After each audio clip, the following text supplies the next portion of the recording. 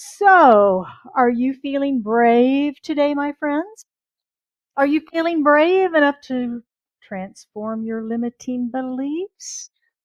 Oh, good. I'm glad you came then. Okay, we're going to start with wildflowers. How about that?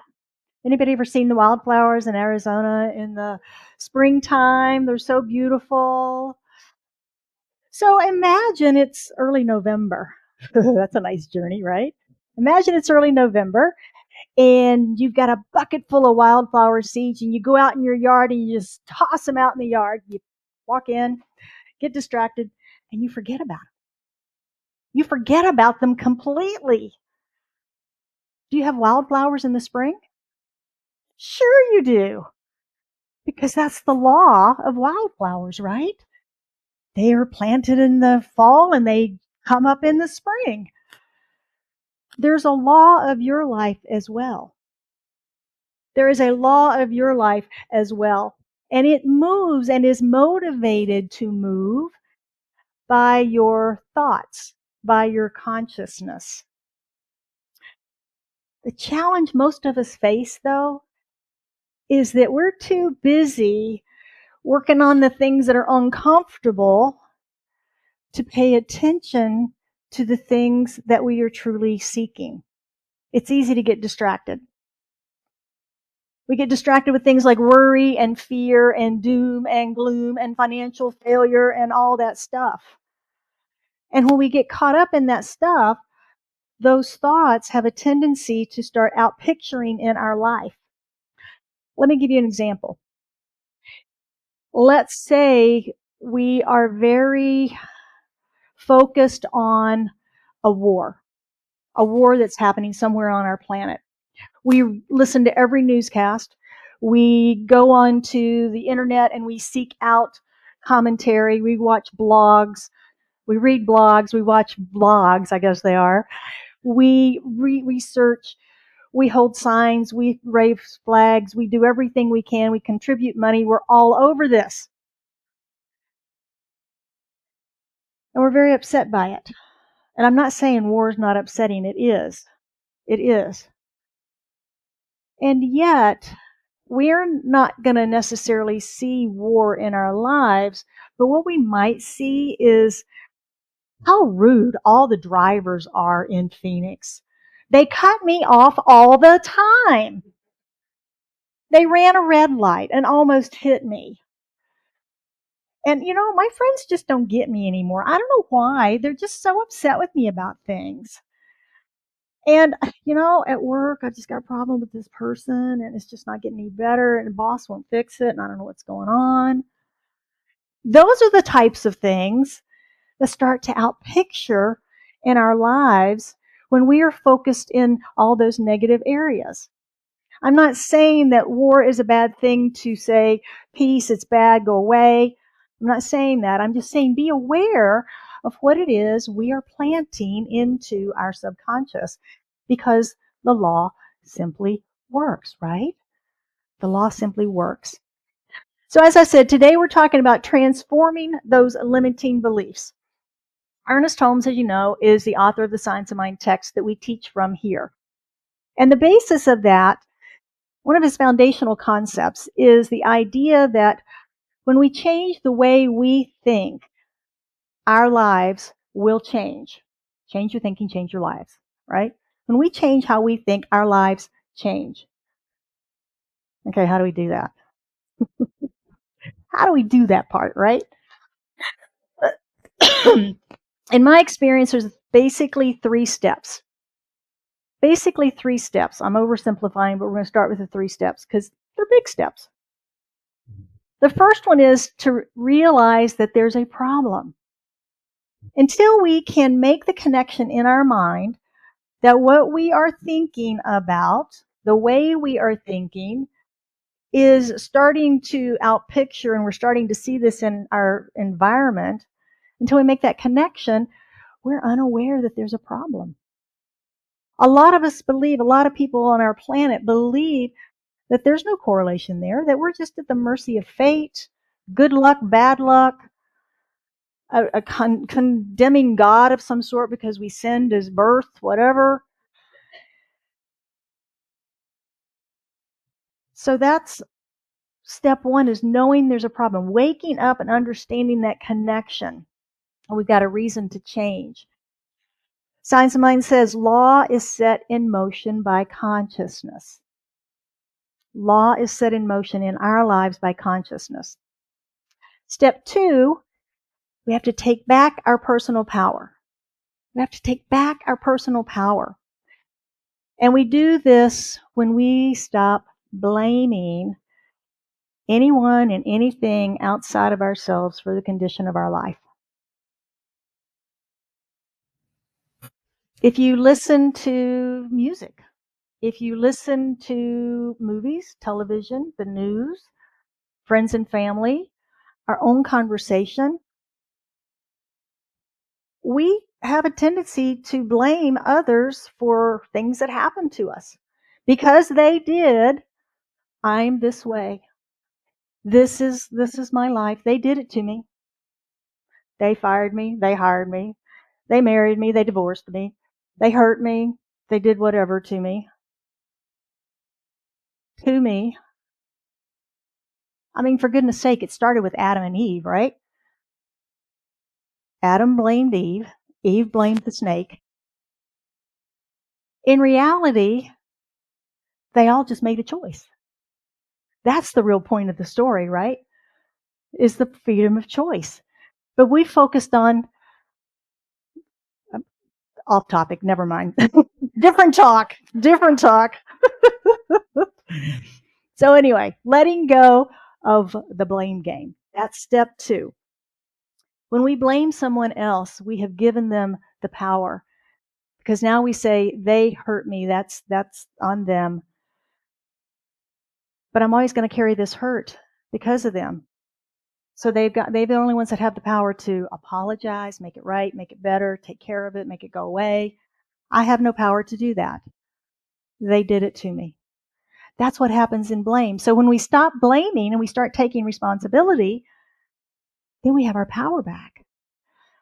Science of Mind tells us, by taking total responsibility for our life, by giving up all blame and all judgment, by releasing the past and forgiving all the people who are or who have been in our life, including ourselves, we are now ready to experience dominion and personal freedom. So step two is claiming our power back. So once we realize that the way we think about life is what's creating our problems, and we reclaim our power by no longer blaming others, then step three is where we actually begin the inner work. Where we actually begin the inner work.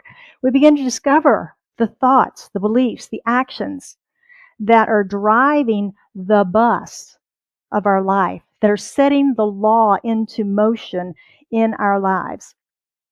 Anybody heard of Jim Collins, author of the book Good to Great? You probably know the book. It's been around forever. It's a business book. And it uses the metaphor of a bus to represent a company. It's written about companies going from just being good to being great and staying there.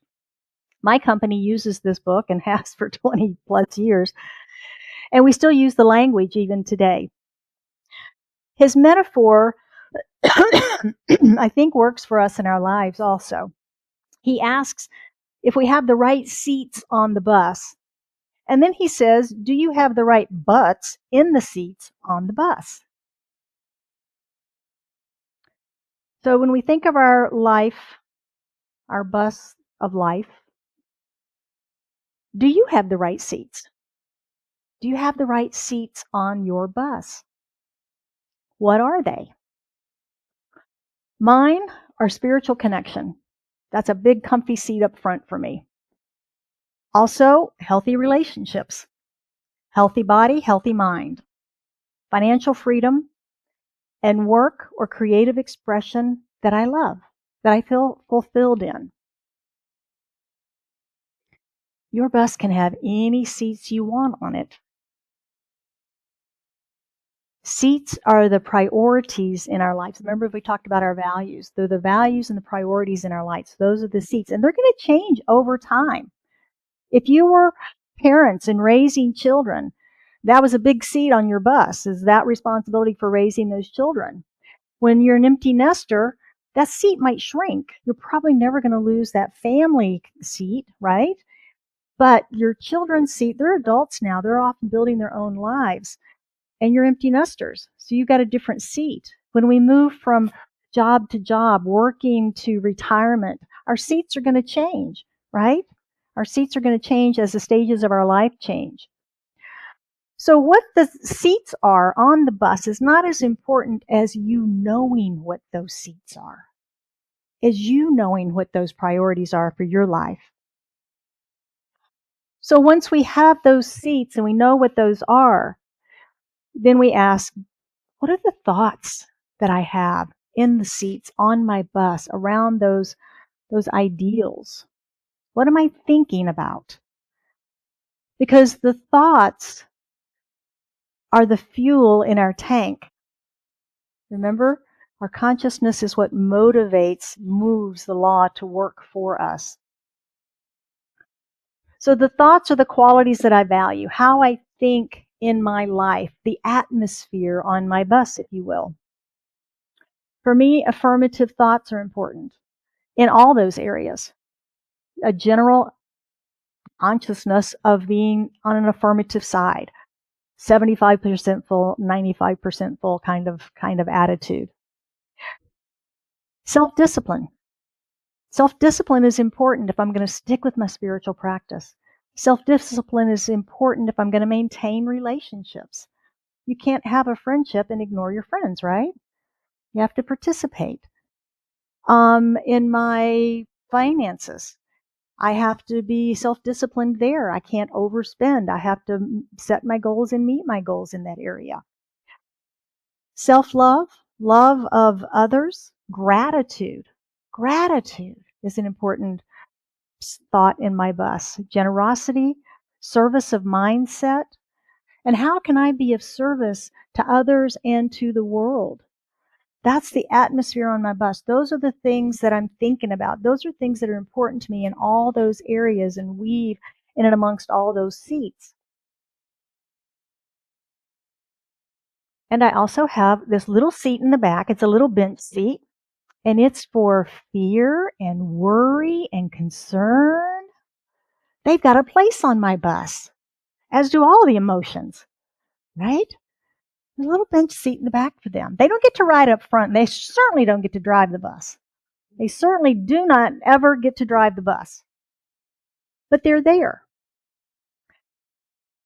The bus of my life rolls along when I remember that the law is what's driving the bus. I'm not. I am navigating. I'm putting fuel in the tank, but the bus is doing the actual physical driving. That's the law. That's the law.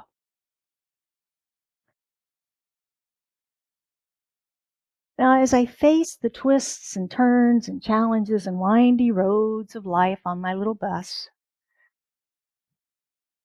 that's when fear, concern, and worry might start to get out of their little seats and start coming up to the front of the bus, right? Here they come. I look at them like road signs. You've ever been driving and you're in an unfamiliar place and you're paying a little closer attention to the signs maybe to see what's coming up ahead, and boom, you get a warning sign. Road work ahead.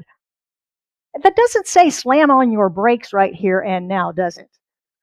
That's not what these things mean. They're warnings that, hey, pay attention. Something's going to be different up ahead from what you've got right now. Maybe it's a bump. Maybe it's a detour. Maybe there's a person up there with a sign that's going to make you slow down or something, but just pay attention. Maybe slow down a little bit. See what's coming. That's how I look at when I've got feeling fear or concern or worry about something. It's like, okay, what's different? Why am I feeling this? And I check in. It's a time to check in. Once that danger is past, though, once whatever it was has passed,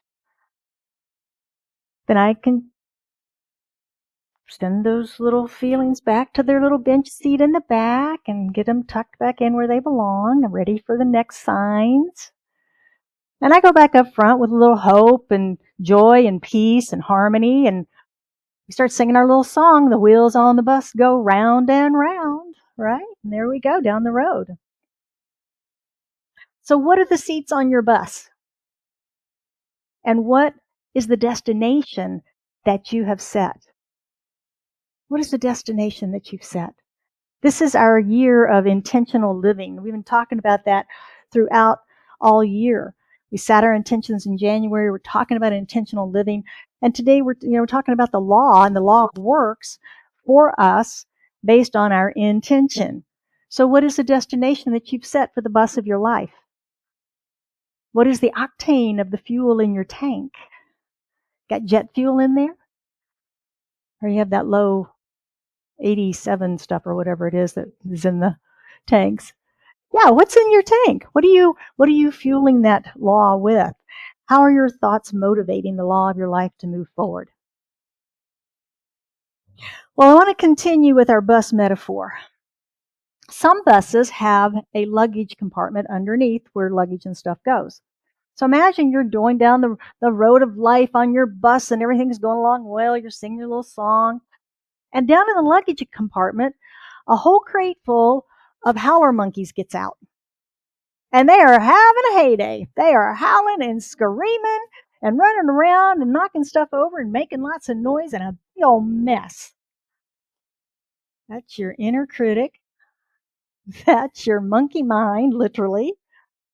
That's your subconscious and the stuff that's going on that you're up there singing away in your bus going down the road, not even aware of what's happening many times in our subconscious.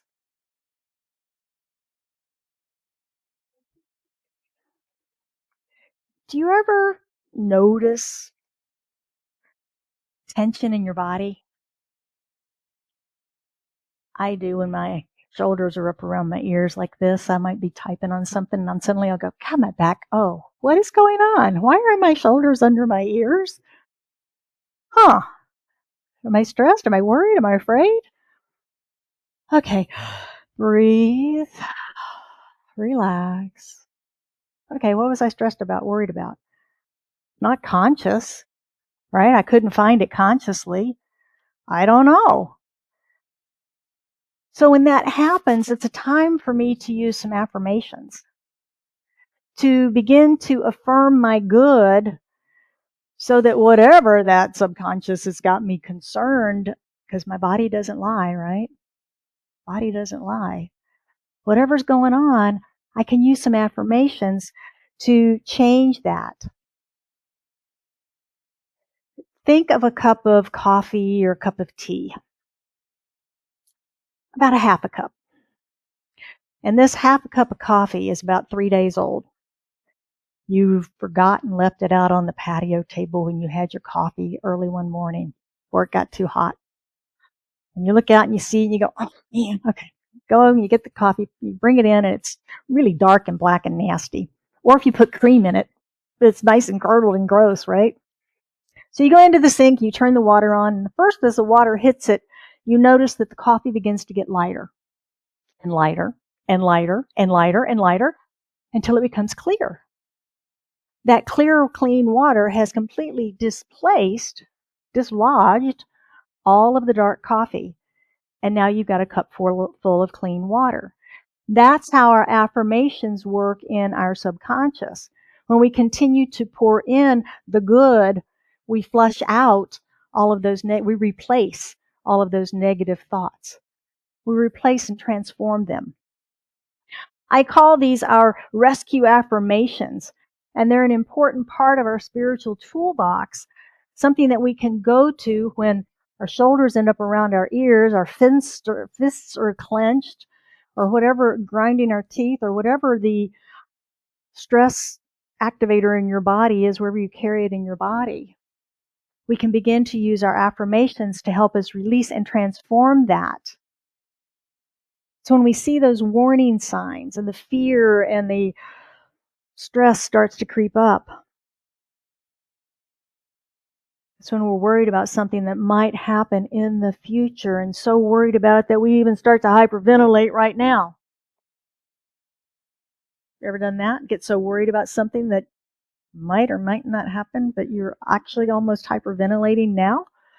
Yeah, we can get wound up. So we create these on our good days or better days, right? It's like building an emergency kit. You don't do it in the middle of a forest fire. You do it before the forest fire happens. You've got your kit ready to go, right? So we get our rescue affirmations ready. Some examples. There's nothing outside of God, no matter how life appears to be. There's nothing outside of God, no matter how life appears to be. Love is all there is, and I choose to be love in this moment. I am one in the one. We are one. I take responsibility for my life. I refuse to blame anyone for my conditions. Relax, release, breathe, let go. Conscious and repetitive affirmations will neutralize unconscious negative thoughts. Science of Mind tells us when we come to know that one kind of thought will neutralize another, we can begin to change our thinking and our experience of life. This is proven. This is proven that it works to neutralize thoughts that limit us in any way. The key is we have to do it. We have to do it. I'll give you one more tool. Another way that we can change our thinking and transform beliefs is to use questions of self-reflection. Self-reflection is a very key ingredient to living a spiritual life. We have to know what we're about. We've been born and we've lived a long life. And during that time, we've developed ideas about ourselves, about the world at large, about how things work, how things are. We know. And until we reflect on that and understand that about ourselves, it's like our first step in the process of transforming beliefs. We have to know there's a problem. We have to know what we think. We have to know what we're about if we're going to change it or adopt it, keep it, whatever it is we want to do about it. The self-reflection is a very important piece of our spiritual study. Some questions include, who am I? Who am I being in this moment? That's a good one to ask when you're in a challenging moment. If you can become consciously aware enough to take a minor little step back, who am I being in this moment? Who do I want to be in this moment? Who am I becoming? Who am I becoming? Why am I fearing the future and missing this precious moment in my life? How can I be present now? How can I see this from a higher perspective? Can I find a win-win for everybody where nobody loses, nobody fails? Is there a third way that I've not thought of yet? Can I get out of either or thinking, black and white thinking? And one of my favorites, thank you, Beverly, if you're watching this morning, is asking, what would I prefer instead of this? That helps us to shift out of whatever's in the moment that we're focused on, that we don't want, that's uncomfortable. What do I want instead? Oh, yeah. And we can turn and focus on that and affirm that over and over and over again until we forget about this and it just goes away.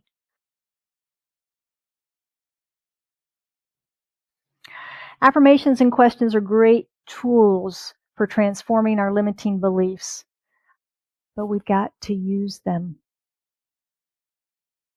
We've got to use them. We can recognize the beliefs that are limiting us And if you're struggling with this, just ask a friend. I'm sure they'll be happy to help you see where your limiting beliefs are. And if that doesn't work, ask a practitioner. Reverend Lee and myself will be happy to be your mirror.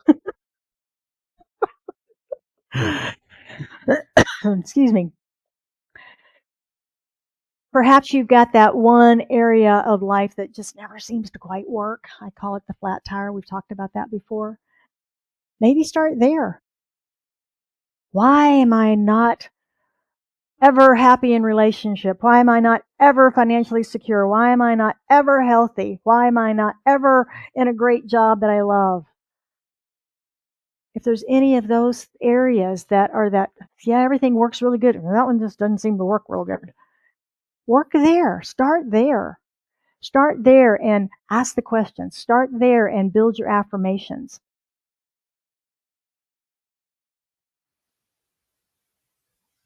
Or start with one of the other three. One of the ones that works really, really good. And affirm with gratitude that continuing good in your life. We sometimes forget to be grateful for the good that we have because we're so focused on what we don't like.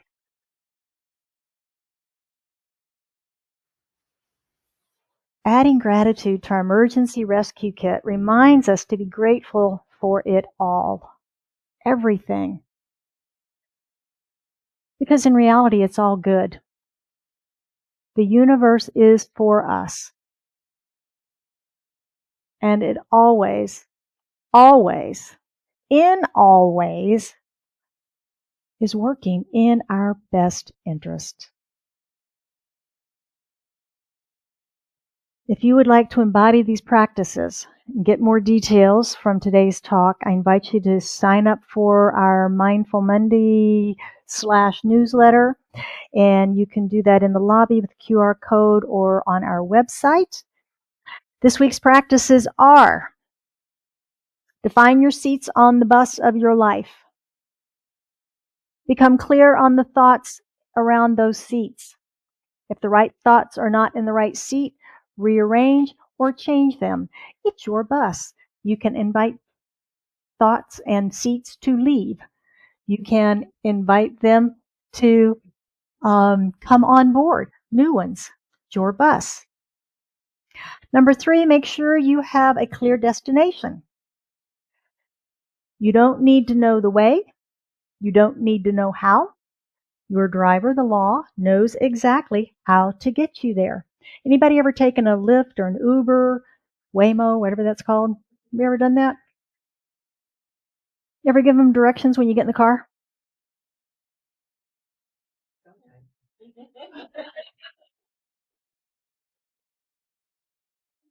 When you use the app, you put in, they know your address, right? Where are you? I'm right here. Where are you going? I'm going here. Okay, got it. They show up, they have that information. We get in the car and we want to say, no, you can go around this way. Oh, no, you can go around that way. Oh, it's shorter to go this way. They've got their little app. They've got everything they need. Remember, the law already has all your information. It knows exactly where you are, and you give it your destination. You motivate it. It's already got it all. So just like the Uber driver, we don't need to tell it how to get there. We just need to tell it where to go. Number 4 is to upgrade the fuel in your tank with focused attention. Focused attention. So this week, create your emergency kit. Affirmations, self-reflection questions, and gratitude.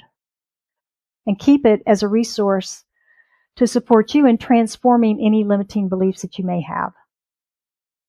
Because these spiritual practices will help us all go from good to great. As Jim Collins says, good is the enemy of great. So let's go out and be great this week. So it is. Any questions or comments this morning?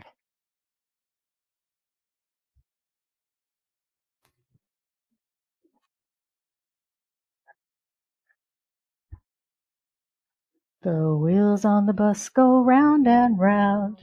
I thought it was particularly funny because about the monkeys getting out of the airplane, because when I was really young and flying out of Newark, TWA flew these little airplanes, 727 quick change, that were cargo planes, and then they were passenger planes, and they were carrying this great load of monkeys, and the monkeys got out and opened all the other doors of all the monkeys, and they opened the cargo thing, and there were like monkeys everywhere. For real. And I was on another airplane, and I was just hysterical. It was just like monkeys running all over the airport. But it was a moment for reflection here. Only Diane would have a monkey story. You need to write a book. All your stories. It's funny. That's funny. Anybody else?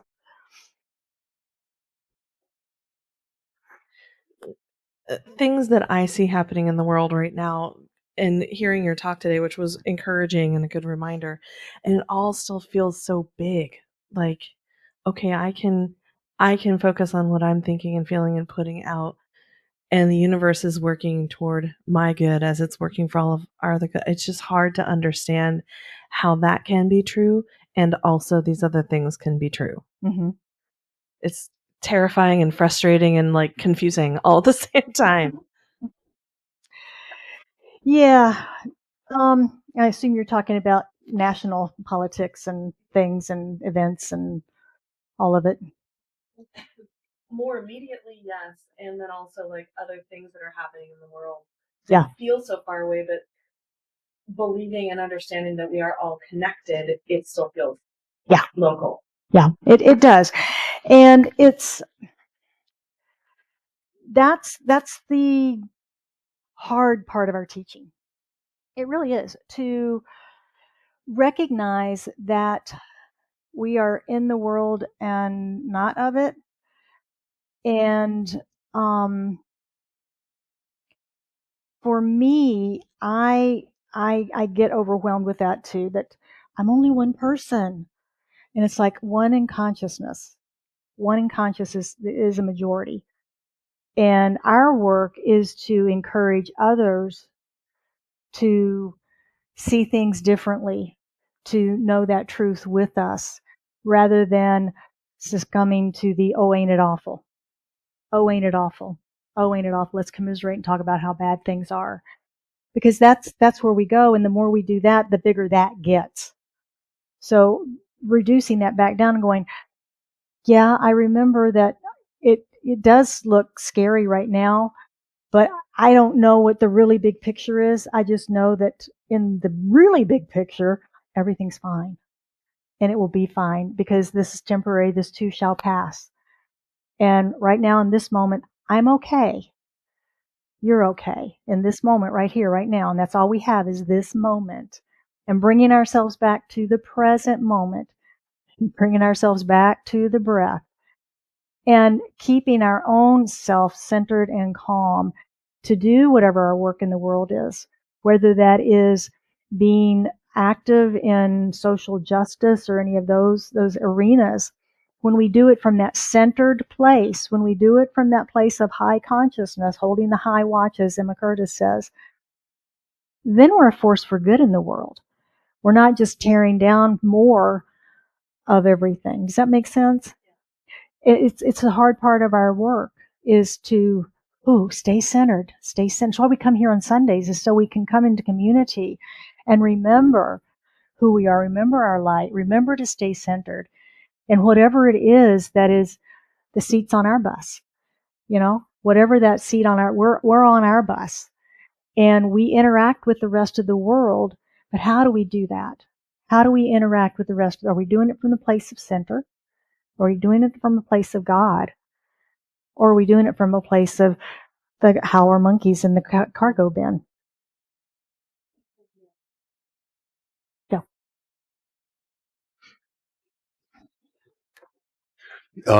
I think of something that kind of bugs me sometimes, and I use the metaphor of a coach and a cheerleader, right? There's the cheerleaders who, keep you excited, But the coach is the one who calls the plays and manages the team and gets on your butt when you're not doing things right. And what happens a lot of times, people are challenged and they go to their friends. You mentioned go to your friends, and the friends are cheerleaders. And 99% of the time, very few will call them out in a coach element. In other words, you're screwing up. You need to put your nose at a grindstone and straighten this stuff out, right? Very seldom you're going to hear that, because that'll piss the other person off, and then you have no friendship anymore.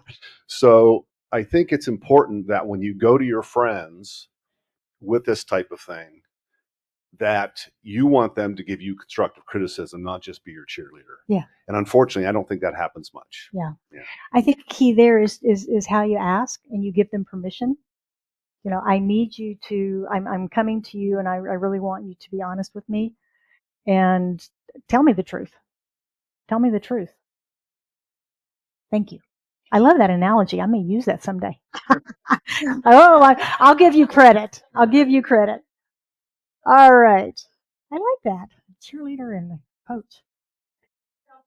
The book's right on the door, right on the front. All right. I'm getting my copy. All right. Shall we pray this up this morning? As we come together, recognizing that there is one power, one presence, one life, one infinite presence that is in, through, and as all that is. And there's nothing outside of that. There's nothing outside of the harmony and the love and the balance and the joy that God is. No matter the appearances we may see, when we go to the highest perspective that we can imagine and know that that's still limited, we can begin to see that we are all individualized expressions of this one, that we each have life itself breathing us, that we each have emotions and fears and joys and peace and wounds and all of it as part of our human experience. And yet we're still one, even in that individualization. And so I speak my word this morning for all of us ones, as I recognize that individuality and the challenges that it presents in our lives, in our world, in our galaxies. For as individuals, we want it our way. And yet we know that working together is powerful and important as well. And so we take responsibility for our lives, recognizing that we've been gifted with that power of choice, that power to decide, that power to choose. And we do that from the place of our centeredness in the divine, recognizing all of our brothers and sisters on the planet. And rather than calling people out, we call people in. We invite the conversation. We invite truth-telling. We invite peace. We invite love. And we invite communication and conversation. Oh, what a world we would have were we to practice all that.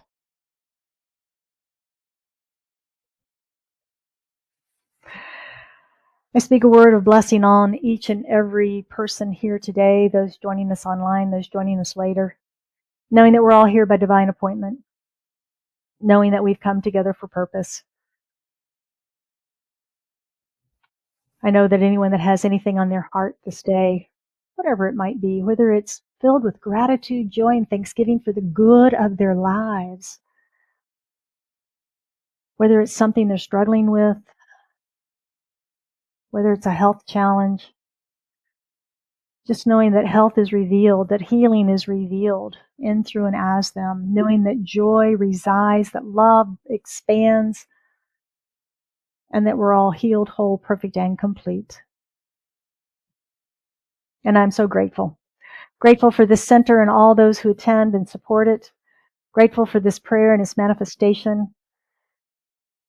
Grateful for it all, for I know that it's all good, it's all God, and it's all unfolding exactly as it should. So I release this prayer into the action and activity of law, knowing that it is done, it is so. And we affirm that truth together by saying, and so it is.